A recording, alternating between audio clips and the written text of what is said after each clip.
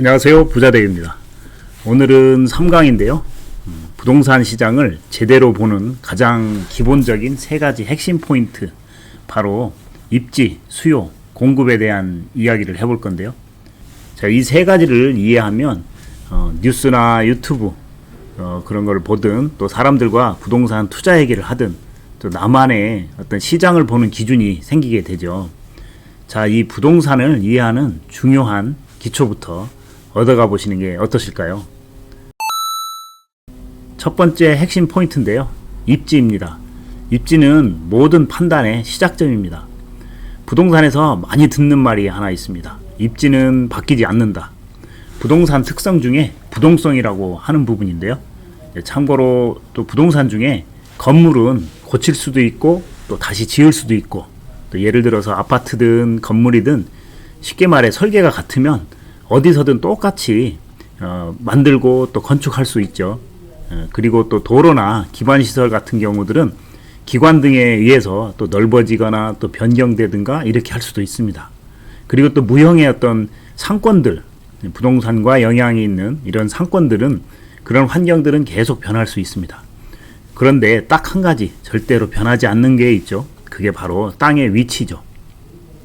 똑같은 아파트더라도 어느 곳에 짓느냐에 따라서 가치가 완전히 달라지는 이유가 또 바로 이런 것입니다.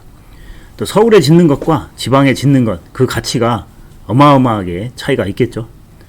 부동산을 볼 때 가장 먼저 던져야 할 질문은 여기 입지가 앞으로 좋아질까? 이런 어떤 질문이 바로 그 답입니다. 자, 입지는 단순한 지도를 펼쳐놓고 위치만 확인하는 게 아닙니다. 조금 더 깊이 들어가게 되면 이제 사람들이 왜 이 동네에 살려는지, 또 앞으로 더 많은 사람이 여기로 오게 될지, 이런 이유들을 찾는 과정을 거쳐야 합니다. 이게 바로 입지를 분석하는 것인데요. 자, 입지는 단순한 위치가 아니라 분석을 통해서 해당 입지에 사람들이 얼마나 그리고 언제까지 모일지, 이런 거를 읽어내는 작업이 바로 이제 입지 분석이라고 하는데요. 이런 입지 분석 과정을 이해하시면 아무래도 부동산을 이해하는데 쉬울 것 같습니다. 자, 그래서 입지를 분석하는 방법 중에는 핵심 체크 포인트가 있습니다. 그래서 이 부분을 좀 알아볼 건데요. 첫 번째로 교통입니다. 교통에 영향을 주는 요인은 지하철 역세권이라든가 버스터미널, 아니면 고속도로 IC 접근성, 이런 부분들을 교통이라고 볼 수 있을 텐데요. 예를 들어서 어느 지역에 지하철역 하나가 생기기만 하더라도 주변 집값이 달라지는 이유가 바로 또 이런 부분입니다. 생활의 동선이 또 완전히 바뀔 수도 있잖아요. 그렇기 때문에 교통이 중요한 부분이다. 두 번째 부분은 직주 근접입니다. 출퇴근이 얼마나 편하냐, 이런 부분도 영향을 줄 수 있습니다. 회사 가는 길이 10분 걸리느냐 아니면 1시간 걸리느냐에 따라서 사람들의 선호도가 계속 바뀔 거니까요. 사람들이 계속 들어오느냐 또 빠져나가느냐, 이런 부분이 이런 어떤 직주 근접에 대한 입지 부분을 갈림길에 서게 하는 그런 부분입니다. 만약 내가 어떤 관심 있는 지역이 있어요. 그 지역에 산업단지라든가 또 어떤 대기업 등 기업들이 이렇게 들어와 있다면은 그 지역은 입지적인 측면에서 상당한 호재를 가지고 있다라고 말씀드릴 수 있겠죠. 자, 세 번째는 또 생활 인프라입니다. 생활 인프라에는 여러 가지가 있겠지만 또 중요하게 생각하는 부분이 학세권, 그러니까 초중고 학교들, 그리고 또 대학까지 포함해서, 그리고 병원, 그리고 마트, 그리고 상권, 그리고 공원이라든가 어떤 이런 근린 생활 시설, 이런 부분들이 다 갖춰져서 살기가 편한 곳이냐. 근데 요즘은 또 마트 생활권이 기존에는 컸지만은 요즘은 쿠팡에 새벽 배송이 되는지 안 되는지를 가지고 또 입지를 판단하는 경우들도 있습니다. 그래서 그런 부분에 의해서 또 영향을 미칠 수 있다는 거, 이런 부분도 있죠. 자, 그리고 네 번째로는 이제 개발 계획인데요. 또 신도시 발표 계획이라든가 아니면 GTX 같은 철도 계획, 그리고 새로운 또 역사 개발, 또 도심의 재생 사업이라든가 정비 사업 등에서 이렇게 계획이 발표가 되면 이런 부분들도 영향을 많이 미칠 수 있습니다. 이런 부분들도 핵심적인 체크 포인트라고 말씀드리겠습니다. 결국은 입지는 좋아 보이는 위치더라도 실제로 그 부분이 앞으로 사람들이 살아가고 싶고 그리고 살고 싶은 위치인지, 이런 부분들이 바로 핵심 포인트입니다. 두 번째는 수요인데요. 수요는 사람들이 원하는 곳에 돈이 모인다라고 하는 말로 표현을 해볼 수 있겠는데요. 이제 입지가 아무리 좋다고 해도 그 지역이 무조건 성공하는 건 아닙니다. 근데 결국 이제 살고 싶은 사람, 또 오고 싶은 사람이 있어야 가격이 움직이는 거고, 그리고 이런 사람들이 많으면 많을수록 수요가 있다는 것이죠. 그게 바로 수요입니다. 이제 한마디로 말해서 여기에서 살려는 사람이 많아지면 가격은 오르고, 점점 비어지는 집들이 늘어나면 가격은 자꾸 떨어지는 아주 단순한 원리죠. 자, 그럼 수요는 어떤 기준으로 판단할까? 이제 그 부분을 한번 볼게요. 이제 첫 번째, 인구가 늘어나는 곳이죠. 자, 이사 오는 사람이 많아지는 곳은 자연스럽게 주택 수요도 같이 늘어나겠죠. 이제 예를 들어서 신도시에 입주를 시작하고 인구가 빠르게 증가하면 수요가 있는 것입니다. 근데 그 지역에 살기를 원하는 사람들이 그만큼 늘어나는 거죠. 그렇게 될 경우에는 또 전세든 월세든 매매든 이런 거래가 많아질 겁니다. 이런 부분에서 인구가 늘어나는 곳을 찾아야 되고, 또 두 번째는 20대에서 40대가 꾸준히 유입되는지, 이게 이런 곳을 또 찾아야 됩니다. 집을 실제로 사고 또 아이도 낳고 또 소비를 하고 이런 부분들을 가장 핵심적으로 활동하는 그 나이대가 20대에서 40대입니다. 그래서 경제적인 활동 부분을 20대에서 40대가 가장 많이 하고 있는데, 이런 연령대가 늘어나는 지역은 또 부동산 시장이 우상향할 수 있는 그런 부분들이라고 판단하시면 좋을 것 같아요. 세 번째, 일자리가 많은가입니다. 산업단지가 많거나 공장, 또 대형 물류창고, 정부 기관 등이 많은 곳에는 기업과 일자리가 동반됩니다. 그렇기 때문에 앞에서 말한 직주 근접이 필요한 곳이죠. 그런 곳은 또 주변에는 항상 배후 주거단지가 항상 있습니다. 그래서 대기업이나 또 공기업들이 늘어나면 주변 집값이 또 상향하는 그런 어떤 변화가 이런 이유라고 생각하시면 좋을 것 같습니다.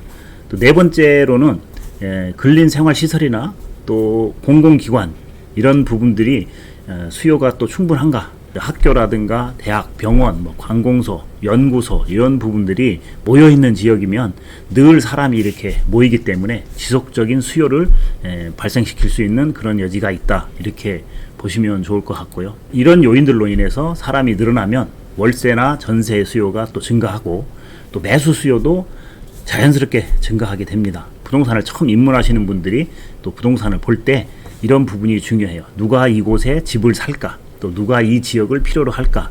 또 이런 부분들을 꼭 떠올려 봐야 될 것 같습니다.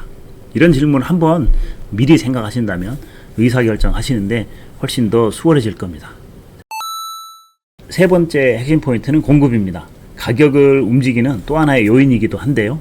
수요가 많아도 집이 너무 많이 지어지면은, 공급이 늘어나면 그런 말씀이죠. 집이 너무 많이 지어지면 가격은 오르지 않죠. 또 반대로 입주할 집이 거의 없어요. 그렇게 되면 수요만 많고 공급이 줄어드는 부분이기 때문에 당연히 또 가격은 올라가게 되어 있습니다. 자, 공급의 체크 포인트는 첫 번째, 향후 3년에서 5년의 입주 물량을 체크해야 합니다. 이제 공급은 지금이 아니라 앞으로 몇 년 뒤가 더 중요합니다. 예를 들어서 2년, 3년 후에, 그리고 길게는 5년까지 어떤 대단지 아파트가 연달아서 계속 입주를 하게 되면 전세 가격이라든가 월세라든가 이런 부분들이 먼저 흔들리게 됩니다.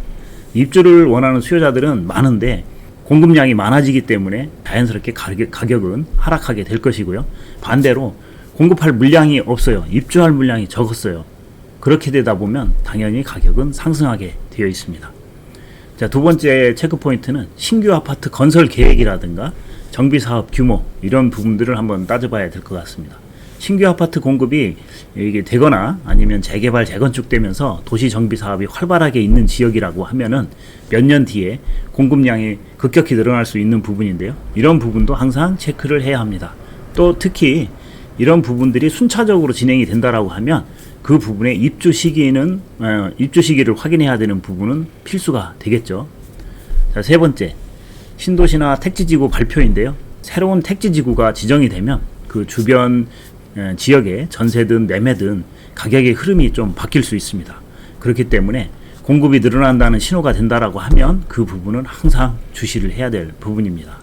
자, 네 번째, 관심 있는 지역에 아파트와 비아파트의 비중이 어느 정도 되는지. 특히 우리나라는 특성상 대부분의 사람들이 아파트를 선호하기 때문에 아파트 비중이 크면 클수록 그 공급이 부동산 시장에 상당히 큰 영향을 준다, 이렇게 판단을 해보셔야 될 거고요. 반대로 비아파트가 많은 지역, 그러니까 빌라라든가 뭐 연립이라든가 단독주택 이런 부분들이 많다라고 하면 그만큼 수요가 좀 줄어들 수 있다. 그렇게 되면 부동산 가격에 영향을 줄 수 있는 부분이 있다라고 판단하시면 될 것 같아요. 자, 이렇게 부동산 입문자 가장 많이 놓치는 부분이 바로 이건데요. 내가 원하는 지역에 앞으로 입주 물량이 얼마나 되는지 이걸 체크하지 않으면 흐름을 잘못 파악하기 쉽습니다.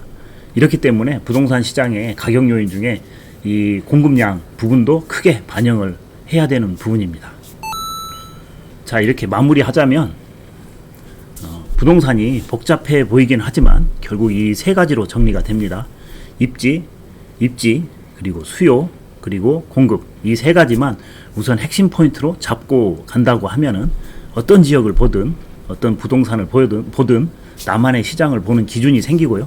또 의사결정을 하실 때 좀 더 수월해질 겁니다. 자, 오늘 부동산 시장을 보는 세 가지 핵심 포인트에 대해서 내용이 어떠셨나요? 도움이 되셨다면 구독과 좋아요 부탁드리고요.